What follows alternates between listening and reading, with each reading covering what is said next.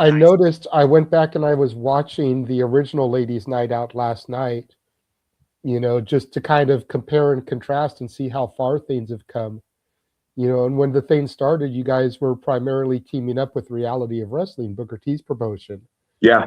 How did that come about for the partnership, and when did that seem to end? And Ladies Night Out kind of branched into being bigger than Reality of Wrestling, for lack of Its a own better phrase. brand. Its own brand, Sure. basically. It became its own brand. And that was another thing that was just, it was kind of lightning in a bottle.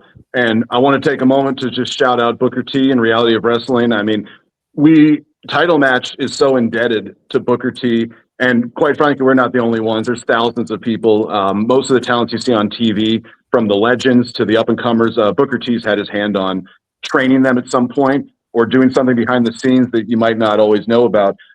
Just the man. He welcomed us in 2014. We started covering Reality of Wrestling shows, and Booker did not know me. The only way that we had met previously was I was working at ABC News in Houston. I shouldn't say the news station. I was working at a news station in Houston, and I had an opportunity to interview Booker T. And it was a great interview. The coolest guy. And he said, anytime you want to come down to Reality of Wrestling, come check us out. Took him up on that offer. Started helping with their production. They had their show on the CW. They were just getting their YouTube really starting to take off. So I was already working with them. And the way that the affiliation started was I had just done a WrestleCade 2017. I've been doing WrestleCade for about 5 years already at that point. So Title Match had already been streaming all the WrestleCade shows from the get-go since their debut. By the 5th year, we had a show on there, a match on the showcase, and it was Ivelisse and Taya Valkyrie. Okay. I brought in Ivelisse, they brought in Taya Valkyrie. And I remember sitting there in North Carolina, looking around. Nobody knew who these two girls were. And this is one of the most old school fan bases I can imagine.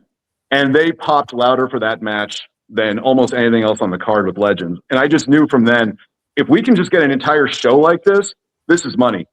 Because these girls are absolutely money. So that's how it started. I went to Booker T when I got back and I said, how would you feel if I rented the place out and we used a few Reality of Wrestling girls? I bring in a few girls. Let's just see what we can do. Let's run a pay-per-view. Let's run on Title Match and see what happens. Booker T was all about it. He had a few of his girls that were featured.